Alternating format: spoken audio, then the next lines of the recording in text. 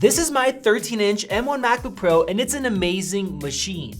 I've been using it for almost 3 months now, and it hasn't let me down once. But with that said, I believe that it is the worst M1 Mac for a number of reasons. If you bought one already, like I did, no worries, it's still a great machine and you should keep it and enjoy it like I will. But if you haven't, I personally wouldn't suggest buying one, and in this long-term review, I'll explain exactly why. When Apple announced its M1 Mac lineup last fall, I was shocked to see that they released 3 Macs all at the same time. They started with showing off the M1 Silicon with some mind-blowing performance figures, then they went into the new OS, and then right into the M1 MacBook Air that we all expected more than a year ago. Next, we saw a new Mac Mini which had some really sweet animations and finished off at an even sweeter price tag of $699.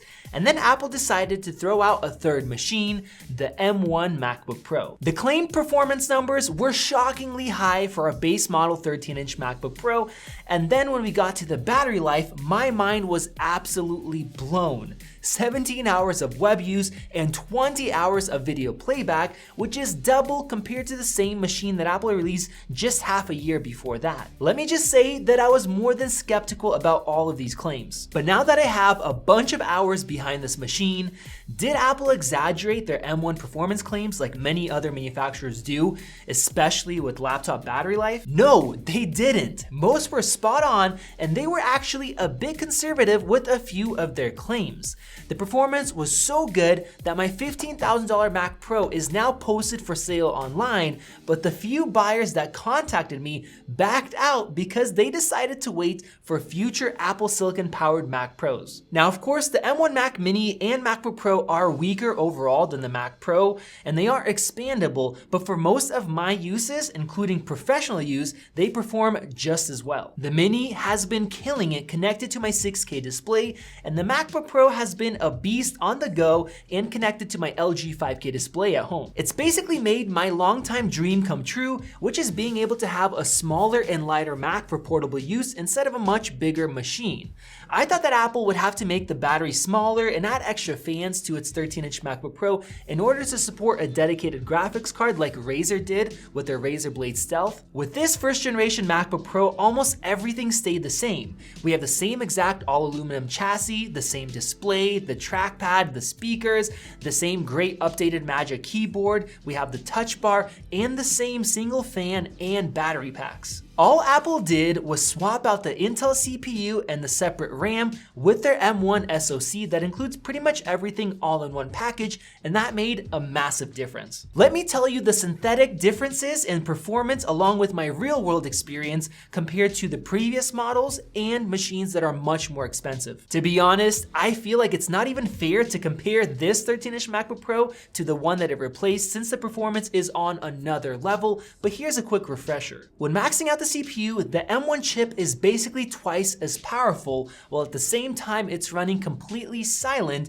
compared to hearing a fan run loudly, and it's running cooler at the same time. In mixed multi-core workloads, it is 90% faster, and for simple single-core tasks, it's still a whopping 87% faster, and let me tell you, that difference is definitely noticeable. Now, I personally wasn't somebody that complained about CPU performance. My issue was the graphics performance or lack thereof, but that's no longer an issue. Apple more than tripled the graphics performance, going from 7,070 points in Geekbench 5's metal test to a whopping 21,863, and an even bigger difference for gaming. Now, benchmarks are fine, but what does that mean in the real world?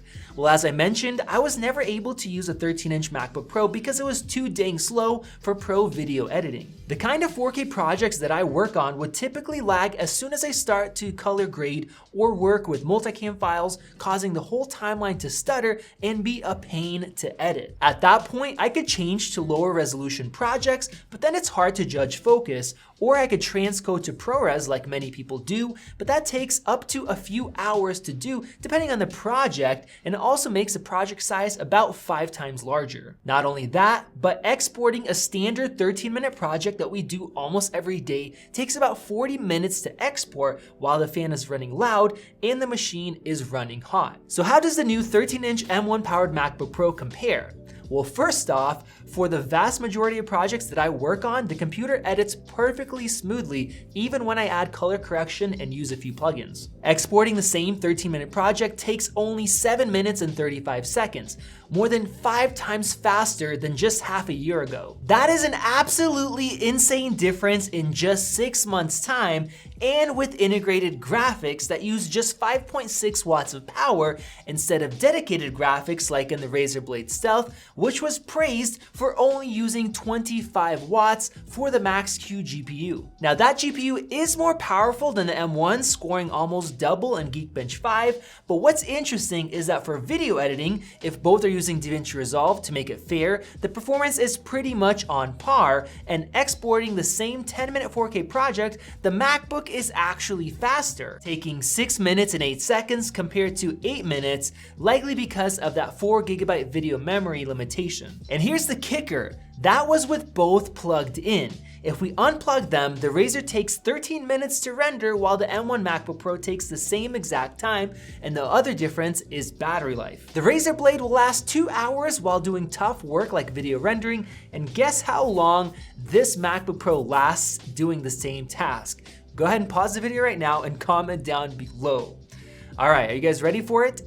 8 hours. Yes, I am not joking. That is an absolute insane difference, and this machine is just so efficient. And because of that, I am glad that Apple didn't follow my advice last year when I asked for dedicated graphics in the 13-inch machine for more performance with the trade-off of noise and battery life. Instead, they gave us all three for the same price. Now, enough with the comparisons against the previous 13-inch and Windows alternatives, since those aren't powerful enough for me to use anyways.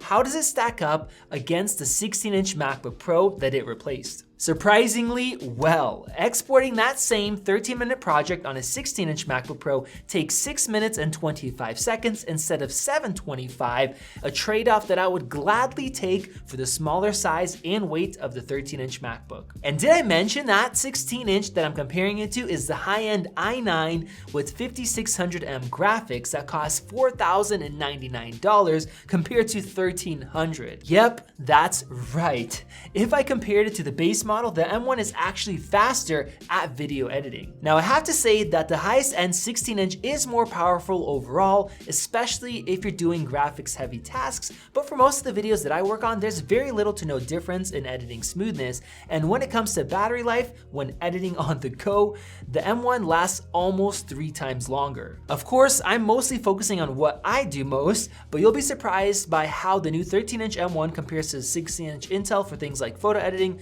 music, coding, and more, which you could see in our full detailed comparison. So as you can see, I have pretty much no complaints about how this machine performs. It's amazing, like I said at the start, so why wouldn't I recommend it? Well, it's simple. The M1 MacBook Air gives you 95% of the MacBook Pro in a better form factor, and for only $950 right now on Amazon. When these machines were first announced, almost everyone thought that the M1 MacBook Pro would be for pro use and the Air would be for simple tasks due to its fanless design. Once we got our hands on both machines, we saw that the Air performed way better than we expected, but also that it still did thermal throttle, so it seemed like it was still worth getting the Pro for serious work. But now, after 3 months of using both, I think that the Air is the right one to buy for pretty much everyone because the Air matches most of the real-world performance figures, and the ones that it doesn't match up, like for example exporting 8K Red RAW, it is barely slower while being completely silent. And for things like photo editing, the performance is also identical unless you're exporting 500 RAW images, where you save a few minutes by spending $350 more, something that I definitely would not do now that I know how close they perform. Along with that, there is now info that Apple is going to ditch the touch bar, so you're basically buying into and paying for tech that will soon be outdated and removed. So in my opinion, the new 13-inch MacBook Pro is the worst M1 Mac to buy. The M1 Mac Mini is the second in line because of the extra ports and better performance and the low price, but the M1 MacBook Air is the best, even if you'll be mostly using it connected to a display at home. Having that built-in display and the ability to use it on the go when needed, even if it's just a few times a month, is definitely money well spent, and the resale value is incredible as well. Go ahead and let me know your thoughts on the M1 MacBook Pro down below, where I'll also leave some links to the best deals. If you guys want to see some of our great comparisons, I have them right over there. This has been Max, and I'll see you in the next video.